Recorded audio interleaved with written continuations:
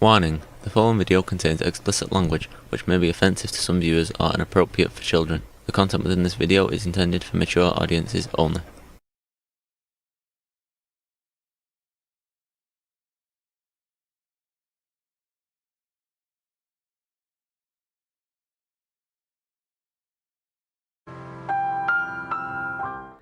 Hello and welcome to this video. I want to start off with thanking the people that watch these videos, subscribe, leave comments, give thumbs up, whatever. You do keep doing it because I appreciate it. I don't do these videos for likes or clicks or whatever. I do them because I enjoy doing them, and I feel the people that are going to be attracted to them are going to be attracted to them, and that and it's the building more, for me it's more building a community of like minds than it is to try to get monetized or any of that good stuff. So you people that watch them, at this point you're probably watching them for enjoyment or laughs because some of them are quite laughable. Like I said, I thank you. It means a lot to me. It is very appreciative and gives me the inspiration to go on. So whatever it is you guys are doing out in the world, you guys keep doing it. I'd like to thank all the other Gen X creators out there.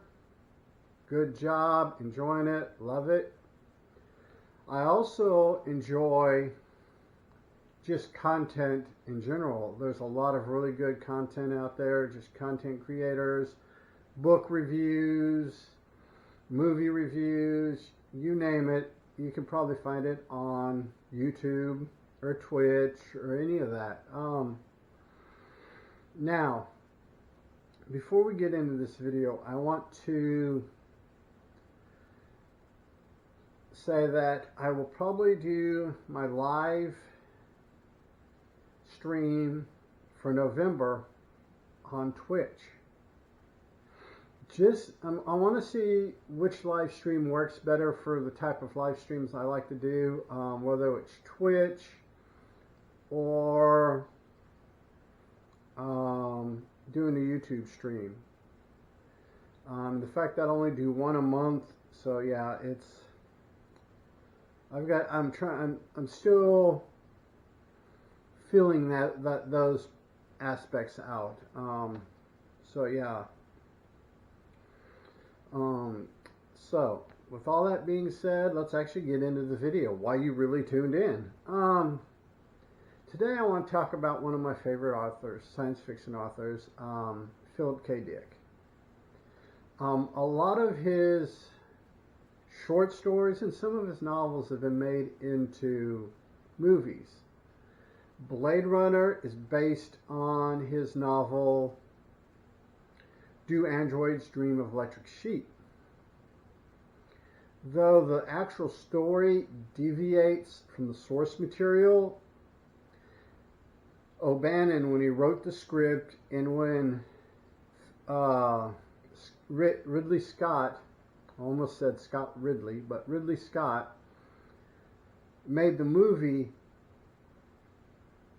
they had other things they had to worry about, like investors getting the money they were promised. So they made a more action oriented movie. They deviated from the source material, and it's still a good movie. In fact, all 6 iterations of the movie that Ridley Scott's tinkered with, I enjoy. In the book is just phenomenal. The book, and a lot of Philip K. Dick's work, is an exploration of ourselves. He sets his stories are these wildly fantastic stories, but they're all question things that we do, think, and stuff like that. Philip K. Dick suffered from agoraphobia, especially later in his life. He also had other mental illnesses he had to deal with. And it comes through in his stories. And a lot of his stories, too, it's very apparent that of misdiagnosis, bad medication choices on his doctors, plus a hedonistic attitude toward drugs in general, all are prevalent in his stories. Another one of his stories, Paycheck, which was, the movie had Ben Affleck and Uma Thurman. The movie was pretty good. It wasn't, like life-changing, life-altering type thing, but it was a pretty good movie. It carries a lot of the ideas, and once again, because it was a big Hollywood production, it deviated from the source material. In my opinion, it deviated a little too much, but it's still a decent enough movie to watch. Another one of his movies, or one of his short stories that was made into a big Hollywood movie with Arnold Schwarzenegger, was the movie name was Total Recall, but the short story it was based on is We Will Remember It For You for Wholesale. As that short story is only about, I don't even think it qualifies as a short story, but it's only about 6 or 7 pages long. So, you're out of source material after the opening credits on that one. So, they do a good job of carrying the themes forward in the movie that were in the short story, but it has a definite Hollywood makeover. And the remake of Total Recall they did a while back, probably 5-10 years now, I have no idea what the hell they were thinking when they made that. So it's a good movie, but you cannot in any way try to relate it to the source material because you'll be disappointed severely. Now it was a small budget independent made movie of his story Radio Free Ablemuth, Ablemuth.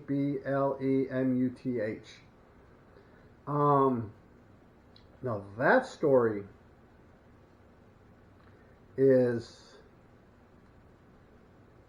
it holds real tight to the book, almost too tight in some places. There are some places where the direct translation from the written word to the visual is kind of rough and doesn't play well. However, being an independent film, the writer-director of the movie got Alanis Morissette to play one of the characters in the novel. It's interesting. And in the book and in the movie, Philip K. Dick inserted himself into it. And if I remember correctly, it's been a while since I've read it, in the novel, as well as in the movie, he's never referred to as Philip K. Dick. He's simply referred to as Phil or Philip. But it is from Philip K. Dick's own admission, it's a self-insertion into the story. That story is about basically a revolutionary movement built to overthrow a tyrannical authoritarian government. And a lot of it, Dick used a lot of his own fears about the Nixon administration and the portrayal of the president in the novel and both in the movie, that the president is extremely paranoid, lacking a lot of, let's just say, normal thought processes. Like I said, hyper paranoid, delusional, and it makes for an interesting story. And what I got here are some of my favorite stories that aren't mainstream Philip K. Dick stories. They're not things that have been made into movies. This one here is Clans of the Alpine Moon. This is a really good story. It explores mental health treatment, in a very science fiction, very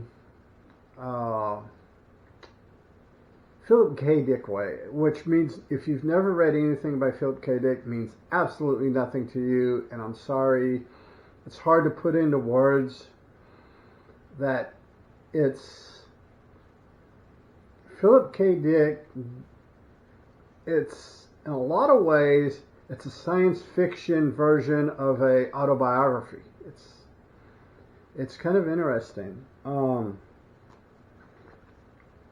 Yeah, the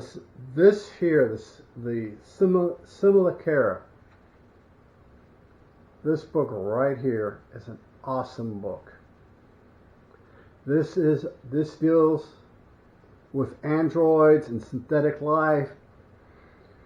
And it's kind of a Blade Runner-esque world, but it has a different tilt to it, a different angle that he's approaching it at. It's a really good story.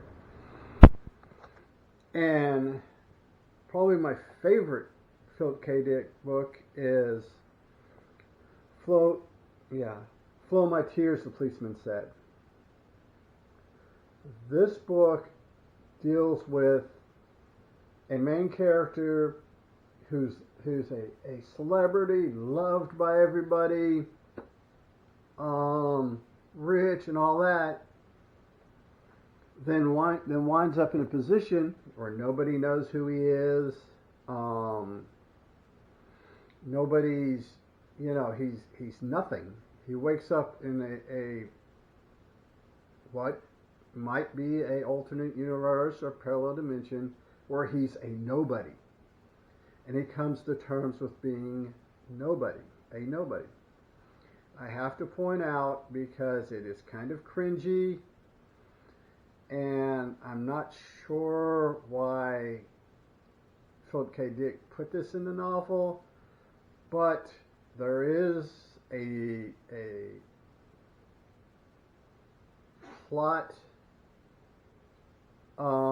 beat in it in which you have a man in his mid to late 50s having sex with a 16-year-old girl.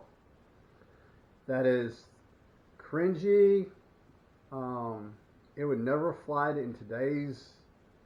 If they were to ever make it into a movie, they'd definitely have to age up that character, just because it is kind of cringy. It's kind of like the orgy in Stephen King's It. It's just one of those things that within the context of the theme of the story, it works, but it is cringy.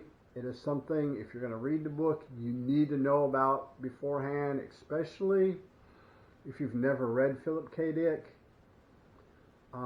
It's there. but where the 16-year-old girl's character is in the story and what's going on around them, it fits in, and why she seduces him is apparent, but it doesn't change the fact that it is a man in his mid to late 50s having sex with a 16-year-old girl. So yeah, it's cringy, especially in the social mores of this day and age. So be warned. Philip K. Dick, like I said, a lot of his writings, a lot of his stories come out of his own personal struggles with mental health issues, a hedonistic lifestyle with sex and drugs, and it's a fictional portrait of a real life man. So yeah, if you read Philip K. Dick, or you want to dip your toes into the waters of Philip K. Dick, I would strongly suggest his short stories. You can get them. You can get collections of his short stories off the secondary market. Check your local used bookstore. Check eBay. Check all these places and see. I would recommend that. Then after his short stories, I would go into like Paycheck or We Will Remember It For You for Wholesale. Well, those are short stories, but his novels. Do Androids Dream of Electric Sheep. That's a good jumping on point for his novels.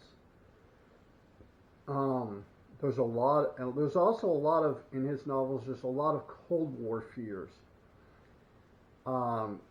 He passed in 81 and didn't live long enough to see the end of the Cold War as we know it. However, his writings, the Cold War paranoia, the transmigration of Timothy Archer, takes a really interesting view of religion, specifically Christianity. And that book, you have to have an immensely open mind to read it, because he comes up with hypotheses and things within that story that most people, even if they're not Christian, are going to balk at, just simply because it's there, it's in your face. In fact, the story, it was one of his last novels that he wrote. In fact, the story starts on the day John Lennon was killed. If that's any indication where you're going to go from there, it is. It's one of those stories, but it's enjoyable. If you can go into it, look at it, detach your personal religious views, detach from them while you're reading it, it's an extremely enjoyable story. But if you're unable to detach your personal religious views from, I would recommend passing on it. That's kind of a short thing on Philip K. Dick. I enjoy him as an author. He's one of those authors that, as a kid, I probably started reading his novels at way too young of an age. And I don't know. It may be a good thing, it may be a bad thing. We don't know. I don't know. And I'm living my life, so yeah, it is what it is. So until next time, everybody, have fun, enjoy yourself. Hope your trials and tribulations are to a minimum, and peace.